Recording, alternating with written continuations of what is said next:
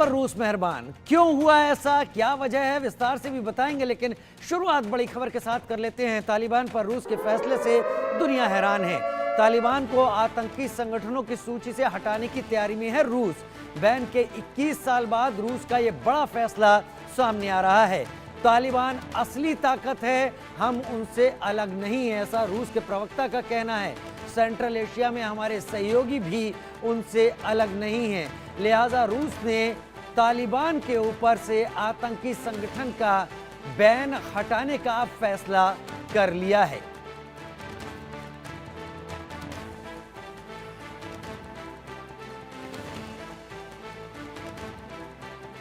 रूस ने 1999 में तालिबान को आतंकी संगठन के तौर पर घोषित कर दिया था और उसके बाद से अब तालिबान को वो अपनी बैन लिस्ट में से हटाने की तैयारी में है। रूस के प्रवक्ता पेट्रोव ने साफ कहा कि तालिबान एक ऐसे देश की तरह है जिनसे उनका सीमाओं पर सामना होता रहता है और उनके देशों जो पड़ोसी देश हैं उनका भी तालिबान के साथ बातचीत चलती रहती है। लिहाजा मुद्दों को किनारे रखकर बातचीत के जरिए चीज़ों को सुलझाना एक प्राथमिकता है और इससे इशारा मिल रहा है कि तालिबान को बैन लिस्ट से हटाने की तैयारी में रूस आ गया है। Colonel retired JS. सोढ़ी मेरे साथ विदेश मामलों के जानकार के तौर पर इस वक्त जुड़ गए। सोढ़ी साहब, बहुत स्वागत है आपका इंडिया न्यूज में। रूस के इस फैसले और रूस की इस सोच को आप किस तरीके से देखते हैं, कर्नल सोढ़ी? जय हिंद राजीव जी, ये मेरा सौभाग्य कि मैं आपके न्यूज चैनल में हूं। ये जो रूस ने फैसला लिया है तालिबान को एक आतंकवादी संगठन आगे ना करार देने का, इससे मैं बिल्कुल सरप्राइज नहीं हूं, क्योंकि ये चीज होने वाली थी। क्योंकि पिछले कुछ सालों में रूस उन देशों या उन संस्थाओं के साथ बहुत नजदीक होता गया है जो जो अमेरिका के खिलाफ है। हमें याद होगा इसी साल 17 जनवरी को यूनाइटेड किंगडम के डिफेंस सेक्रेटरी ग्रांट सैप्स ने बयान दिया था कि अगले 5 साल में दुनिया में कई नए युद्ध के मोर्चे खुलेंगे और उनके पीछे 4 ही देश होंगे, रूस, चीन, ईरान और उत्तर कोरिया। और अगर हम ये बात देखें, ये बात बिल्कुल सही और सटीक साबित होती जा रही है। और इसीलिए रूस जितने भी देशों, जितने भी संगठनों के साथ दोस्ती कर सकता है, जिनकी दुश्मनी अमेरिका से रही है या है, रूस कोई कोशिश नहीं छोड़ रहा है इनके साथ दोस्ती करने की। क्योंकि इस वक्त रूस जानता है कि पलड़ा जो है वो रूस और चीन की तरफ है और नाटो और अमेरिका इस तरफ इस वक्त सैनिक और आर्थिक शक्ति से कमजोर है बनस्पत रूस और चीन के। बनस्बत रूस और चीन के। लेकिन इसका असर किस तरीके से देखते हैं अब आगे आने वाले आप हालात के ऊपर? भारत जहां तक है बहुत फूक फूक कर कदम रख रहा है। भारत वो देश है जिसने अफगानिस्तान को मदद भी दी है नई सरकार बनने के बाद। हालांकि अफगानिस्तान की सरकार को भारत ने भी मान्यता नहीं दी है, डिफेक्टो के तौर पर मान्यता दी जाती है जो स्थायी नहीं होती है। तो भारत का रुख आप क्या देखते हैं रूस के इस फैसले के बाद? राजीव जी देखिए, हमें एक और चीज जो समझनी होगी इस वक्त की, जैसे जैसे भारत और अमेरिका की नजदीकियां बढ़ती गई हैं पिछले 8-10 साल में, वैसे वैसे रूस अपनी नजदीकियां पाकिस्तान और अफगानिस्तान के साथ और मजबूत करता गया है। क्योंकि रूस को लगता है कि ऐसे करके वो इस पूरे साउथ एशिया रीजन में वो अमेरिकी के बढ़ते जो इन्फ्लुएंस को वो काउंटर बैलेंस कर पाएगा।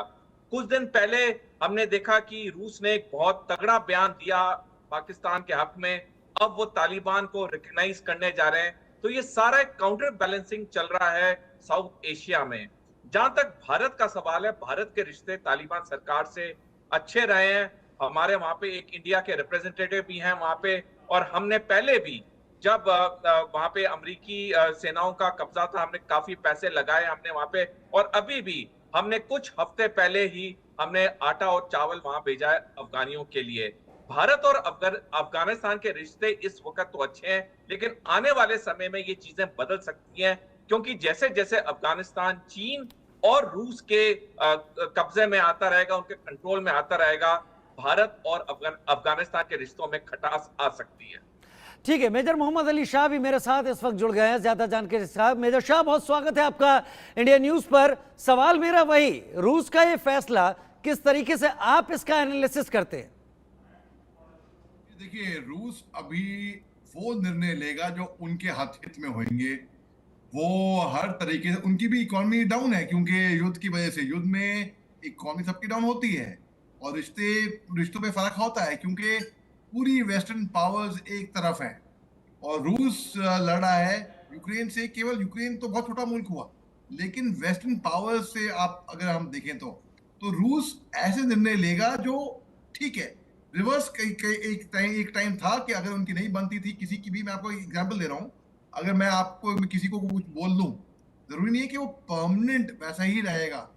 कभी ना कभी कोई ना कोई एक दौर आएगा कि भाई मैं भी मेल मिलाप करूंगा, मैं सुलह करूंगा, मैं दोस्ती करूंगा, मैं प्रोग्रेस तरक्की की सोचूंगा, तो मैं अपने बारे में सोचूंगा।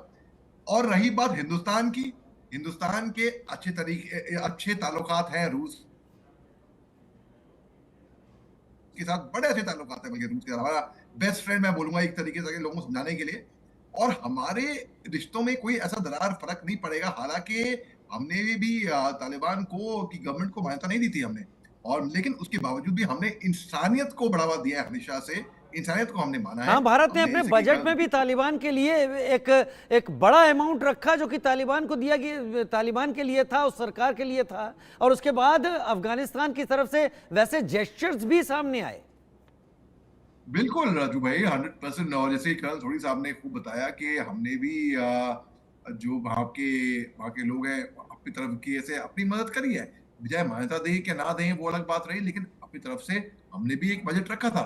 बल्कि हमारी तो इन्वेस्टमेंट थी अफगानिस्तान के अंदर, जब उनकी गवर्नमेंट तालिबान के आने से पहले हमारी तो इन्वेस्टमेंट थी अफगानिस्तान के अंदर। उनका क्या, लेकिन हमने भी मानवता को, इंसानियत को हमेशा बढ़ावा दिया।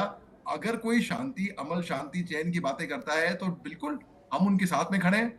लेकिन अगर कोई उग्रवाद और काटम काटी जैसे पाकिस्तान करता है, वैसी बातें करता है, चीन जैसे करता है, हम उनके साथ कतई नहीं है। हम उनके साथ होंगे जहां हमारी फॉरेन पॉलिसी जैसे कि सटीक है, अव्वल दर्जे की है। हमेशा हमने डिप्लोमेटिक रिलेशंस हमने, आप देखिए आज की तारीख में हिंदुस्तान एक ऐसा मुल्क है जिनकी एक तरफ ईरान से भी दोस्ती है, इसराइल से भी दोस्ती है। पिछले कुछ दिनों में उस दबाव के सामने बहुत अच्छी तरीके से परखी गई थी, जब रूस के ऊपर सैंक्शन की बात थी और भारत ने बिना हिचक रूस के खिलाफ जाकर मतदान कभी नहीं किया। करेक्ट। बल्कि रूस की जो बढ़ती हुई दोस्ती है, जो करीबियां हैं चीन के साथ, और सब जानते हैं हमारे रिश्ते चीन के साथ कैसे हैं, लेकिन फिर भी हमने उसमें दखलंदाजी नहीं दी। हमने बोला ठीक है भाई, ये जानते हैं, इनको मुबारक, इनको ये अच्छी तरीके से जानते हैं, और रूस अच्छी तरीके से जानता है कि हमारे रिश्ते चीन के साथ कैसे हैं। लेकिन फिर भी हमारे रिश्ते फिर भी बरकरार रहे और रहेंगे रूस से, क्योंकि रूस हमारा फेयर वेदर ऑल वेदर हमेशा का दोस्त है। ऐसी बात नहीं है कि केवल खुशी में ही साथ देंगे। रूस हमेशा हमारा साथ दिया है और हमने हमेशा हम उनके अच्छा साथ में मेजर खड़े शाह, हैं। अगस्त 2021 के बाद जब तालिबान गवर्नमेंट फॉर्म हुई वहां पर अफगानिस्तान में, उसके बाद से अब अगर बैन हटने की बात सामने आ रही है रूस की तरफ से, क्योंकि हम सभी जानते हैं चीन ने अफगानिस्तान की सरकार को मान्यता दी हुई है, रूस की तरफ से अगर बैन हटता है तो इक्वेशंस कैसे चेंज होंगे एशियन इस रीजन में, और वर्ल्ड ऑर्डर में क्या कहां क्या क्या चेंजेस आपको समझ में आते हैं? देखिए, चाहे बैन लगे कि या नहीं लगे, इंसान की हरकतें ही बता देती हैं। हमास पे, जैसे कि मैं आपको एग्जांपल दे रहा हूं, हमास पे कई राष्ट्रों का, यूएन का, खास तौर से यूएन अमेरिका का, इसराइल का, आतंकवादी संगठन का बैन का लगा हुआ है कि ये आतंकवादी संगठन है। कई लोगों ने उनको आतंकवादी संगठन अब तक घोषित नहीं करा है। तो मगर हरकत उनकी जो थी 7 अक्टूबर की, वो तो आतंकवादी की हरकत थी 100%। इसमें तो कोई शक की बात है ही नहीं कहीं पे भी। चाहे जो लोग जिन्होंने उनको आतंकवादी का घोषित नहीं करा है, वो भी ये मानेंगे 100% के घटना तो आतंकवादी की ही थी। तालिबान ने जो घटनाएं, तालिबान ने अपने प्रेसिडेंट को सूली पे लटका दिया था। उनने 97 की बात बता रहा हूं मैं आपको। नजीबुल्लाह की बात कर रहे हैं आप क्या? जी हाँ, नजीबुल्लाह की बात कर रहा हूं मैं। तो तालिबान जो जिस तरीके से करता है, करतूतें करता है, ये कोई आतंकवादी से कम नहीं है। और रूस अगर 22 साल के बाद, तकरीबन 22 साल के बाद की बात बता रहा हूं मैं आपको, अगर बैन हटाने की बात कर रहा है तो अलग बात, तो रूस वो कर रहा होगा जो उनके हित में होएगा पर्सनली। इससे ये बात नहीं है कि अब तालिबान को बाकी लोग, कई लोगों ने उन पे, चीन ने तो बैन नहीं लगाया है, चीन ने तो नहीं बोला है कि भाई ये आतंकवादी चीन संगठन तो है। गवर्नमेंट को मान्यता दे चुका है। खैर, मैं जे सोडी साहब का भी रुख करूंगा। जे सोडी साहब मेरे साथ इस वक्त जुड़े हुए हैं। जे सोडी साहब, जब बैन हटाने की बात सामने आ रही है कि रूस बैन हटा देगा, इसका अगला स्टेप बहुत इजीली समझ में आता है। इसका अगला स्टेप होगा डिप्लोमेटिक टाइज, दोनों कंट्रीज में बहाल होने की तैयारी होगी, दोनों एक दूसरे के यहाँ अपने दूतावास खोलेंगे और फिर उससे व्यापार आगे बढ़ाने की कोशिश करेंगे। क्या आप यही सूरत देखते हैं? फिर रूस और चीन दो ऐसे बड़े देश हो जाएंगे जो तालिबान को डायरेक्टली सपोर्ट कर रहे होंगे, उसके साथ रिलेशन बना के बैठे होंगे। बिल्कुल राजीव जी, आपने सही कहा, बिल्कुल ऐसे ही होगा और ऐसा ही चीन ने भी पहले किया। चीन ने अफगानिस्तान को मान्यता प्राप्त करने से पहले उनके साथ एक 100 बिलियन अमेरिकी डॉलर का बिल का एक एग्रीमेंट साइन किया, जिसके तहत वो वहां पे मिनरल्स को वो एक्सप्लोर करेंगे, उसको वहां पे निकालेंगे। और जब इन्होंने ये 100 बिलियन अमेरिकी डॉलर का ये ट्रीटी साइन की, उसके बाद कुछ हफ्तों बाद उन्होंने तालिबान सरकार को मान्यता दे दी। यही चीज अब रूस भी करेगा। ये जो तालिबान को एक टेरर ऑर्गेनाइजेशन के लिस्ट से निकाला जाएगा और उसके बाद कुछ समय बाद तालिबान सरकार को डिप्लोमेटिक रिकॉग्निशन मिलेगी। तो आपने सही कहा कि दुनिया के दो बड़े देश रूस और चीन को जब अफगानिस्तान डिप्लोमेटिक रिकॉग्निशन देगा तो दुनिया के कई छोटे मोटे देश भी देने शुरू कर देंगे। और वो दिन दूर नहीं कि शायद अमेरिका और नाटो के कुछ देशों को छोड़ के दुनिया के बाकी पूरे देश अफगानिस्तान में तालिबान सरकार को डिप्लोमेटिकली रिकॉग्नाइज करेंगे। ये अफगानिस्तान के तालिबान के लिए बहुत बड़ी जीत होगी और ये जीत इसलिए क्योंकि चीन और रूस ने सबसे पहले कदम बढ़ाए और उसके बाद बाकी देश भी ऐसा करेंगे। अब ऐसा करने से जो सबसे बड़ा फायदा रूस और चीन को होगा वो ये होगा, उनका व्यापार तो बढ़ेगा ही बढ़ेगा अफगानिस्तान के साथ। साथ साथ अफगानिस्तान हमेशा चीन और रूस का आभार रहेगा कि उन्होंने इतना बड़ा कदम उठाया जब बाकी कोई देश नहीं उठा रहे थे। और इससे एक बात और साफ स्पष्ट हो जाएगी कि तालिबान सरकार वही करेगी जो रूस और चीन चाहेंगे। रूस और चीन जो चाहेंगे, जिस तरीके से रूस कदम आगे बढ़ा रहा है, लेकिन यहाँ पर रूस की कोशिश एक ये भी है कि इस तरीके से वो अमेरिका को वो माकूल जवाब दे पाए जो पिछले कुछ दिनों में ये यूक्रेन और रूस के बीच में जिस तरीके से जंग चल रही थी, उस हालात में रूस को झेलने पड़े हैं। क्या ये काउंटर अटैक नहीं है डिप्लोमेटिकली रूस का? सबसे पहले मेजर शाह आप जवाब दीजिए। जी राजू भाई, देखिए, एक तरीके से लोग बोलेंगे कि भाई रूस ने इनको आतंकवादी घोषित कर रखा था, अब इनकी बढ़ते कदम दोस्ती की तरफ कैसे जा रहे हैं। तो कर्नल सोडी साहब ने बिल्कुल सही फरमाया है कि तालिबान वही करेगा जो एक तरीके से वो कठपुतली बन जाएगा। उसके बाद फिर रूस का और चीन का वो जो चाहेंगे वही करेगा। और अफगानिस्तान के और पाकिस्तान के भी अभी कुछ खास रिश्ते नहीं हो रहे हैं। हालांकि पाकिस्तान के आईएसआई के चीफ वहां पे गए थे 2021 में, 15 अगस्त की बात है, जब वो पावर में आ रहे थे और 10,000 से ज्यादा पाकिस्तानी क्रॉस ओवर कर चुके थे वहां पे। दुरंत लाइन को नहीं माना इन दोनों राष्ट्रों ने, इनकी अब तक खुद चलती रहती है। तो बात ऐसी है कि अब रूस के पास सपोर्ट वेस्टर्न पावर्स का नहीं है और वो कभी था भी नहीं, उनको शायद चाहिए भी नहीं होगा। लेकिन जब इनकी दोस्ती और बढ़ेगी, अफगानिस्तान से इनकी दोस्ती रूस की ऑलरेडी चीन से तो बढ़ रही है, हिंदुस्तान देख रहा है, ठीक है, समझ रहा है। ऐसा नहीं है कि हमको समझ में नहीं आता है, हमको समझ में आ रहा है, लेकिन फिर भी हम रूस को बोलेंगे। जहां तक मेरा मानना है वो ऐसा है कि भाई आपकी दोस्ती, आप इनसे मुबारक, ठीक है, you are well within your right. हमारी दोस्ती में फर्क नहीं आएगा फिर भी रूस के साथ। कर्नल सोडी भी मेरे साथ जुड़े हुए। कर्नल सोडी, आप लगातार कह रहे थे कि रूस कोशिश लगातार ऐसी कर रहा है जहां पर वो अमेरिका को माकूल जवाब दे सके मल्टीपल फ्रंट्स पर, और इस कोशिश में वो चीन के भी नजदीक गया है, इस कोशिश में वो नॉर्थ कोरिया के भी नजदीक गया है, इस कोशिश में वो पाकिस्तान के भी हक में उसने स्टेटमेंट दिए हैं। लेकिन अफगानिस्तान क्या उसका एक इस तरीके से एक ऐसी हड्डी की तरह तो नहीं होगा जहां पर अफगानिस्तान और पाकिस्तान डूरंड लाइन को लेकर फंसे हुए हैं, दोनों के बीच में वेस्टर्न फ्रंट पर पाकिस्तान के वेस्टर्न सेक्टर में जंग जैसे हालात बने रहते हैं, एक दूसरे के ऊपर फायरिंग होती रहती है, टीटीपी तालिबान भी वहां पर काफी खासा परेशानी पैदा करता रहता है। तो क्या फिर चूज करना पड़ेगा रूस को भी कि पाकिस्तान को साथ रखे या अफगानिस्तान को?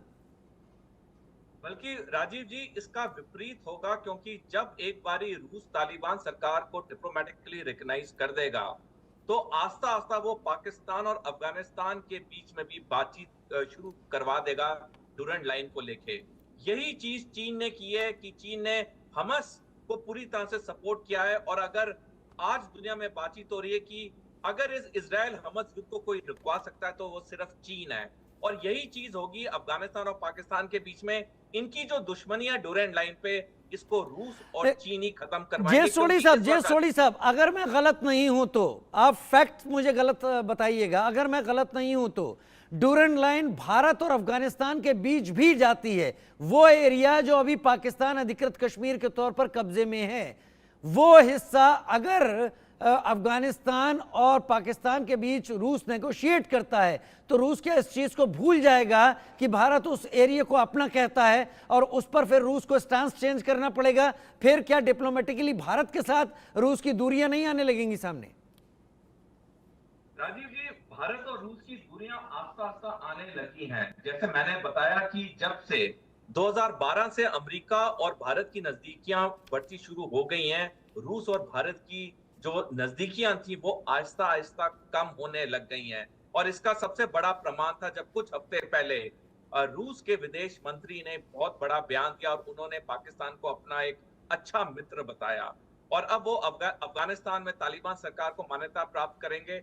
और जहां तक ये पीओजेके का सवाल है, उसके जो पीओजेके जो हिस्सा पाकिस्तान में है और उसके ऊपर चीन भी कह चुका है और रूस भी यही कहेगा आने वाले वक्त में कि ये दोनों देशों का मामला, ये दोनों देशों आपस में निपटाएं। वो वही करेंगे जिससे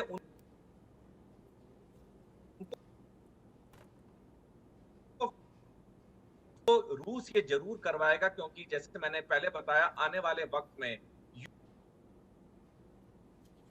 बोलने हैं जिसकी तैयारी रूस, पूरी एक रिपोर्ट आई है जिसमें यह कहा गया है कि पिछले एक साल में रूस ने 4.5 मिलियन आर्टिलरी के शेल्स को प्रोड्यूस किया है, जबकि अमेरिका और नाटो देशों ने मिला के 1 मिलियन आर्टिलरी शेल्स को प्रोड्यूस किया। यानी कि रूस की जो सैनिक ताकत है वो इस वक्त अमेरिका नाटो से भी ज्यादा भारी हो रखी है। और रूस अपनी इस ताकत को बढ़ाना चाहता है क्योंकि राष्ट्रपति पुतिन के मंसूबे हैं वो बहुत बड़े हैं, वो सिर्फ यूक्रेन तक सीमित नहीं है।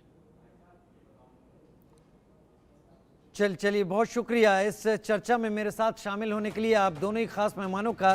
कर्नल जे